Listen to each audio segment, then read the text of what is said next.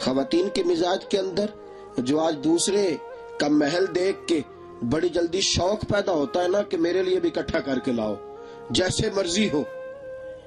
حضرت عائشہ صدیقہ رضی اللہ تعالیٰ عنہ کا حجرہ وہ تھا. کیا فرماتی ہیں حضور جب نماز کے لیے کھڑے ہوتے تھے میں لیٹی ہوتی تھی. نبی کریم صلی اللہ تعالیٰ علیہ وآلہ وسلم سجدے میں جاتے تھے تو میں ٹانگیں سمیٹ لیتی تھی. یہ حال ہوتا تھا, اتنی کم جگہ تھی. اور فرماتی ہاتھ اٹھاتے تھے کھڑے ہو کے تو چھت کو ہاتھ لگ جاتا تھا اور 3 چاند گزر جاتے تھے. گھر میں چولہا نہیں جلتا تھا لیکن کبھی حرف شکایت کسی کی زبان پہ نہیں آیا. عزیز ساتھیوں, وہ خواتین جن کو اللہ نے کہا تمہارے جیسی اور بی بی کوئی نہیں, وہ خواتین صبر و رضا کا پیکر بن کے وہاں وقت گزارتی رہی. رسول پاک علیہ السلام کا دین کے اندر, دین کے کام کے اندر وہ مددگار ثابت ہوتی رہی. میرے رسول پاک علیہ السلام کی چچی انتقال کر گئی اور اختلاف کہاں سے شروع ہوتا ہے؟ بالعموم چچیاں سے. یہ چچیاں ایسے کردار بعضوں کا تو ادا کرتی ہیں. اگر مجھے میری مائیں بہنیں سن رہی ہیں تو وہ ایک بات کا خیال رکھیں, اگر بولتے وقت, بات کرتے وقت اور اپنے خاوند کا, شوہر کا, اولاد کی ذہن سازی کرتے وقت آپ یہ بات کبھی سوچ لینا کہ مجھے اللہ کی بارگاہ میں بھی جانا ہے اور مجھے حضور کو بھی چہرہ دکھانا ہے. کبھی یہ تصور لا کے ذرا آگے نکل کے دیکھو, وہ بھائی جن کو اللہ نے بھائی بنایا, جن کو نبی کریم صلی اللہ تعالی علیہ وسلم نے محبت کرنے کا حکم دیا, وہ بھائی جو جان چھڑکنے کو تیار ہے, کیوں ہم ایسی بولی بولتے ہیں کہ جن سے بھائیوں کے درمیان دراڑیں بڑھ جاتی ہیں؟ کیوں نہیں ہم ان کو قریب لانے کی کوشش کرتی؟ مائیں بہنیں بچیاں بڑا کردار ادا کر سکتی ہیں, مگر اس بات کو سوچیں اور آئے ذرا اس معاملے کو بھی چشم تصور میں لائیں. قاضی عبدالدائم صاحب نے لکھا ہے کہ جب نبی کریم صلی اللہ تعالی وسلم گھر میں موجود نہیں نہ ہوتے تھے تو حضرت فاطمہ بنت اسد, حضرت علی المرتضیٰ رضی اللہ تعالیٰ عنہ کی والدہ اور جناب ابو طالب کی زوجہ ہیں, وہ حضور کے لیے سامان بچا کے رکھ لیتی تھی, کھانا بچا کے رکھتی تھی, بچا کے کہ بھتیجے نے آنا ہے. یہ چچی ہے, چچی کے کردار تو ملاحظہ کیجیے. پھر جب حضرت فاطمہ بنت اسد کا وصال ہوا, صحابہ فرماتے ہیں اتنا حضور کو کبھی روتے نہیں دیکھا جتنا حضور آج روئے ہیں. آنکھیں برس پڑی اور حضور فرمایا کرتے تھے آج چچی نہیں گئی, میری ماں گئی, آج میری ماں گئی ہے. اور صحابہ فرماتے ہیں کہ کیا حال تھا, میرے حبیب نے اپنی قمید مبارک اتار کے دی, فرمایا میری چچی کو اس میں کفن دے دو. اور فرماتے ہیں اس قمیض میں کفن دیا. اور پھر جب حضور نے جنازہ پڑھایا اور پھر جب قبر تیار ہوئی تو کائنات کے امام نے فرمایا لگتا ہے تم نے قبر ٹھیک نہیں بنائی, لگتا ہے قبر ٹھیک نہیں بنائی. حضور قبر کی طرف جھکے, دیکھا اور پھر چشم فلک نے عجیب نظارہ دیکھا کہ وہ خاتون جس کو کفن بھی مصطفیٰ کی قمیض کا ہے, جس پر جنازہ بھی رسول پاک کی امامت میں پڑھا گیا ہے, اب اس عورت کے نصیب اور جاگے کہ میرے رسول پاک ان کی قبر میں اتر گئے اور پھر اس قبر میں لیٹ گئے, اس قبر میں لیٹ گئے. پسے مردن فرشتوں نے جو تلاشی لی تو کیا نکلا, فقط ایک دل کے گوشے سے خیال مصطفیٰ نکلا.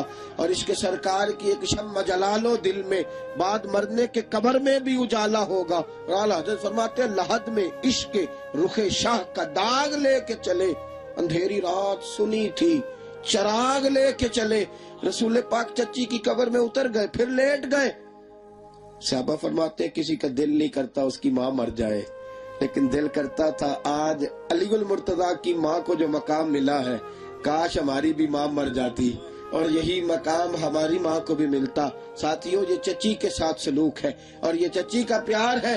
آج کیا ہو گیا ہے معاشرے کو, اور کیا چیز یاد رکھیے گا, جو اپنی اولاد سے محبت کرتا ہے وہ دوسرے کی اولاد سے بھی پیار کرے گا, اور جس کا خلوص اپنی اولاد کے ساتھ پورا نہیں اس کو دوسرے کے بچے کبھی اچھے نہیں لگیں گے. یاد رکھنا اگر یہ محبتیں عام ہوتی تو گھر ٹوٹتے دکھائی نہ دیتے.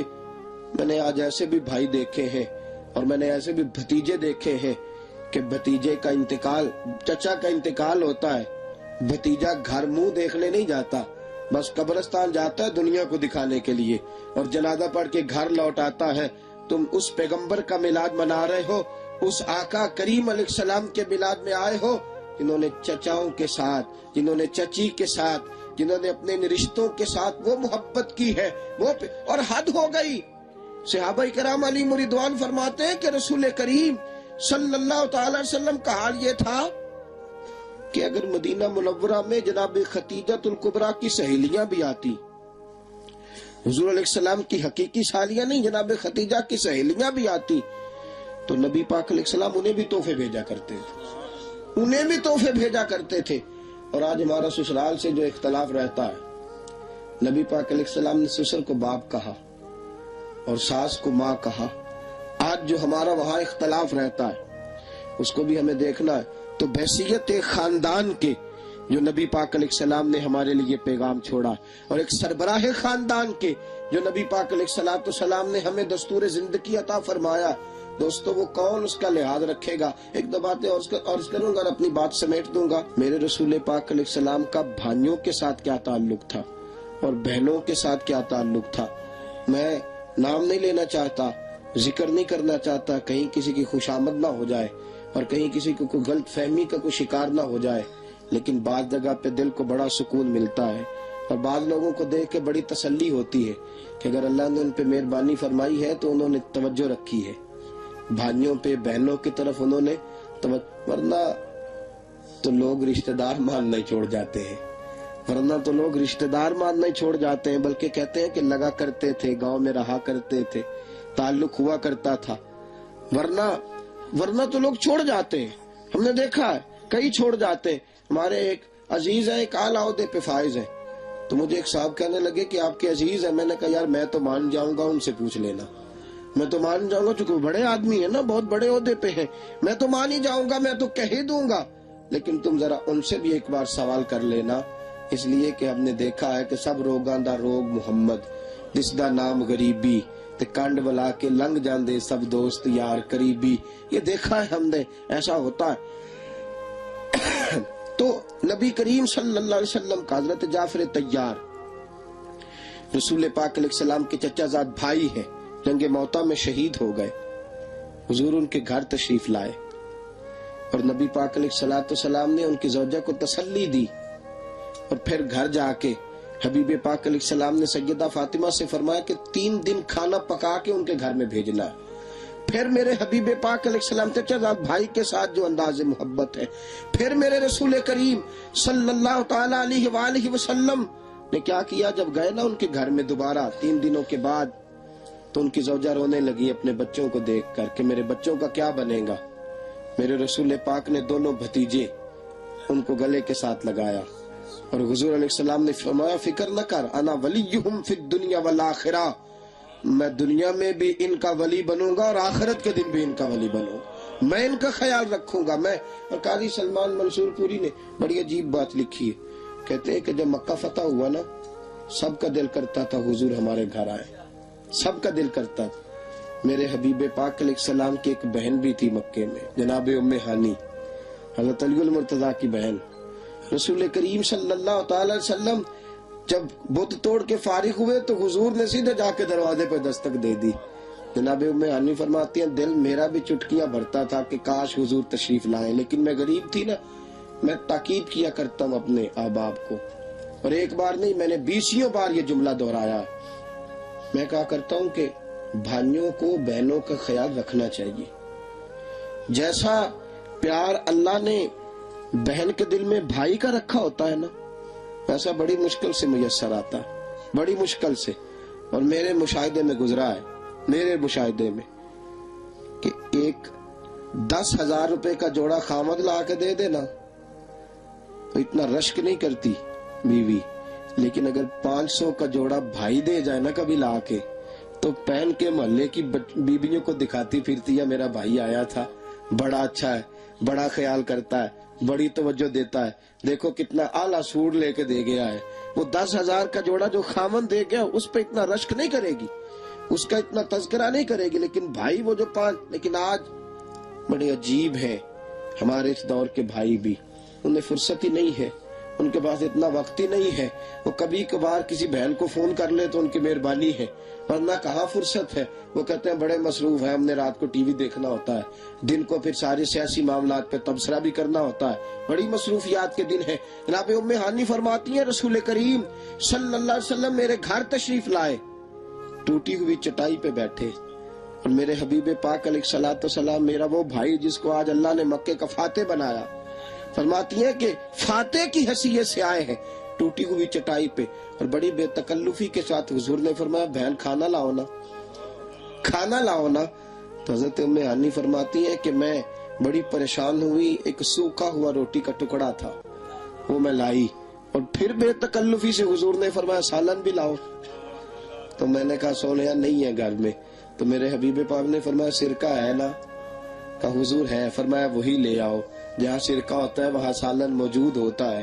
فرماتی ہیں پھر رسول کریم صلی اللہ تعالی علیہ وآلہ وسلم نے وہ کھانا تناول فرمایا. پھر میرے حبیب نے فرمایا چلو اب باتیں چھیڑو. فرماتی ہیں کہ میں کبھی دادا عبد المطلب کی بات کرتی، کبھی والد ابو طالب کی بات کرتی، کبھی کوئی ذکر چھیڑتی، کبھی میں بات کرتی تو حضور رونے لگتے، کبھی حضور بات چھیڑتے تو میری آنکھوں میں آنسو آ جاتے. عزیز دوستو، یہ خاندان کو بنانا اور بحیثیت خاندان کے سربراہ خاندان کے خاندان کو منظم رکھنا، خاندان کو جوڑ کے رکھنا. ساتھیوں ایک گھر میں آئے ہو، ایک گھر میں محفل میلاد منا کے میلاد کا پیغام عرض کر رہا ہوں. میرے رسول کریم علیہ الصلوۃ والسلام نے جو رکھا ہے نا بحیثیت سربراہ خاندان کے اسوہ حسنہ ہمارے سامنے، ہمیں اسے کبھی بھلانا نہیں ہے. گھروں کو بنانا سیکھو، گھروں کو سنوارنا سیکھو، گھروں کو ایک دوسرے کے ساتھ ملانا سیکھو. کہ جب سے ہم نے توڑنے کا کردار ادا کرنا شروع کیا نا، اللہ ماشاءاللہ نفرتوں کو عروج ہو گیا ہے، بھائی بھائی سے جدا ہو گئے. اور ایک اور پہلو بھی اجاگر کر جاؤں، غلطیاں بھی ہوتی ہیں کئی جگہ پہ. ہم انسان ہے نا، بحیثیت انسان کے غلطیاں بھی کئی جگہ پہ ہوتی ہیں، درگزر کر کے ہی کام چلتا ہے. آپ کو بعض اوقات ایسا بھی ہوتا ہے کہ والد میں ایسی کوتاہی نظر آ جاتی ہے اولاد میں، تو کیا آپ اس کو گھر سے نکال دیتے؟ کیا کبھی بچے میں بڑی کوتاہی ہے، وہ فلاں بات نہیں مانتا تو کیا گھر سے نکال دیا جاتا ہے، رشتہ توڑ دیا جاتا؟ اور پھر ایک تو بات اور بڑی ضروری، گھر جو قائم ہوتے ہیں نا اور جو آباد ہوتے ہیں، نبی کریم صلی اللہ تعالی وسلم نے فرمایا وہ گھر آباد نہیں جس میں اللہ کا ذکر نہیں ہوتا، وہ گھر آباد ہے جو گھر اللہ کے ذکر سے آباد ہے، جو درود پاک سے آباد ہے، جو قرآن حکیم کی تلاوت سے آباد ہے. ان گھروں کو اس رنگ میں بھی آباد کیجیے. نبی کریم صلی اللہ تعالی وسلم کی ایک روایت یوں بھی ملتی ہے، فرمایا کہ کچھ نمازیں اپنے گھروں میں بھی پڑھا کرو، کچھ نفل نمازیں اپنے گھروں میں بھی ادا کیا کرو، گھروں کو قبرستان نہ بناؤ. کچھ نفل نمازیں، کچھ عبادتیں اپنے گھروں کے اندر بھی کرو. تو میرے دوستو، گھرانے کو مثالی گھرانہ بنائیے، اپنے گھرانے کو جوڑ. ایک اور بھی بات ہے، جس نے جوڑ کے رکھنا ہے اسے بہرحال کچھ نہ کچھ نقصان بھی اٹھانا پڑے گا. جس نے کچھ پانا ہے نا، نبی پاک علیہ السلام کی اس ادا کو جس نے زندہ کرنا ہے، تو چونکہ اس عظیم سنت کو اپنانا ہے تب ظاہر ہے اسے کہیں نہ کہیں کسر تو لگے گی، اسے کچھ نہ کچھ برداشت تو کرنا پڑے گا. تو اس لیے عزیز دوستو، آج جو میلاد ہم منا رہے ہیں تو اس میں اس پہلو کو ضرور ذہن کے اندر رکھیے گا کہ ہم نے اگر آگے لگنا ہے گھرانے بنانے تو ہمیں کئی جگہ پہ نقصان بھی اٹھانا پڑے گا. لیکن اتنی بڑی فضیلت لینے کے لیے اگر اتنا چھوٹا سا نقصان بھی ہو جائے تو میرا خیال ہے اس میں کوئی ایسی بات نہیں ہے. تو عزیز دوستو، گھروں کی آبادکاری کے لیے رسول پاک کا اسوہ حسنہ کوئی اہمیت نہیں تھی میلاد سے پہلے، کسی باپ کی، کسی بیٹے کی، کسی بھائی کی. اور ایک اور بات بھی، بچوں سے بھی پیار کرنا سیکھیے، ان سے محبت کرنا سیکھیے.